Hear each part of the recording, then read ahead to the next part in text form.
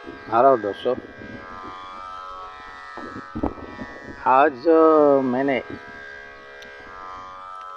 एक इंसिडेंट सोचा। मेरे आज विचार है वो नेटो के बारे में है। एक्चुअली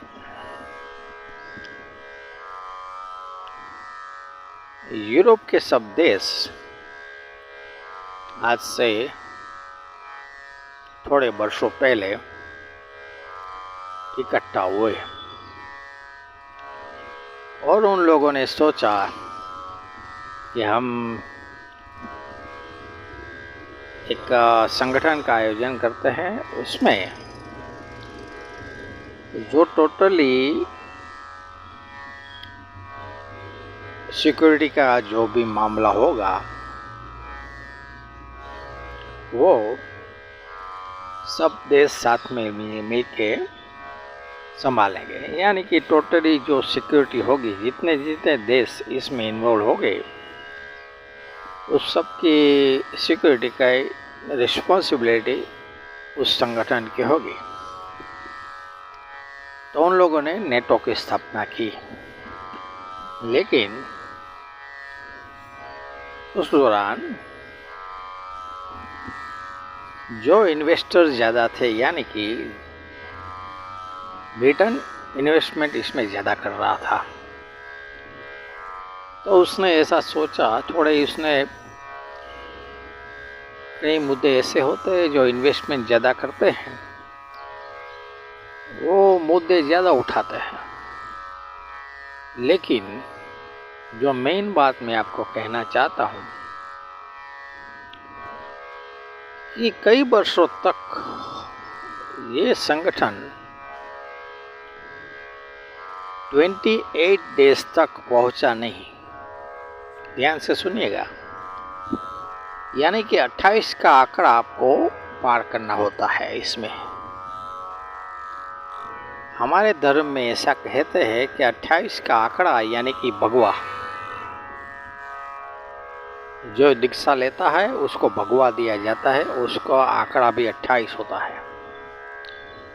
अगर 28 का आंकड़ा उसने पहले ही पार कर दिया होता तो अच्छा था, लेकिन लगभग 4-5 बरस लगे और 4-5 बरस के बाद अभी हाल में ऐसा कहते हैं कि 31 आसपास देश है। अब जब उसने 28वां आंकड़ा पास किया, यानी कि 28 देश हो गए, तो एक मजबूताई हो गई। अब जो मेन देखने जैसी बात इसमें होती है, अगर आपकी समझ में आए तो समझ में आ जाएगी कि समझो एक संगठन को 28 ने आंकड़ा पास कर लिया, तो यानी कि उसको भगवा मिल गया। यानी भगवा यानी टोटली वर्ल्ड, अब घूमने की ज़रूरत उसको नहीं है, वो अपने स्थान पे सिक्योर्ड है। बाद में एक केस आएगा। इसमें ऐसा होता है कि अगर आपने 28वां आंकड़ा पास किया, बाद में सर्टेन देश जो इन्वॉल्व होते हैं उसके केस आते हैं। अब केस इतने भयानक होंगे कि आप संभाल नहीं सकोगे। भगवा का मतलब यही होता है कि अगर आपका भगवा, इसमें ऐसा कहते हैं भगवा अगर मिल गया तो ठीक है चलो, लेकिन अगर आपने संभाला नहीं तो आपकी आत्मा भी जल जाएगी। ऐसे केस होते हैं वर्ल्ड में। ऐसा नहीं समझो आप, ये विश्व जो देख रहे हैं वो एकदम इजी है, ये बहुत कठिन है, लेकिन जो विद्वान हो गए वो पास हो जाते हैं। तो एक केस आया रसिया का।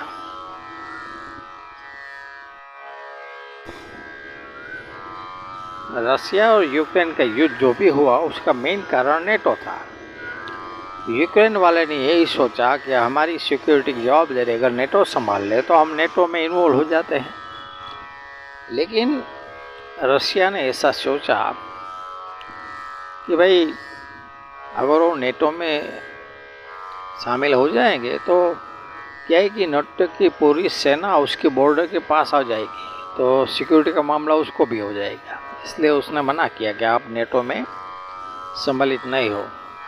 लेकिन ये केस आया नेटो के पास, तभी एक्चुअली हमने देखा कि ये केस बहुत गर्म है और युद्ध भी चल रहा है उन दोनों के बीच में। लेकिन तब दुनिया ने प्रश्न बहुत किए। अब देखने जैसी बात ये है इसमें, तब ब्रिटेन के प्रधानमंत्री स्टेज पे ही कहते हैं उसको प्रश्न बहुत किए तो वो बहुत डिस्टर्ब हो गए। फिर बाद में उसने इंडिया की मुलाकात की और हमारे यहाँ गांधी जी की जो जगह है वहाँ पे वो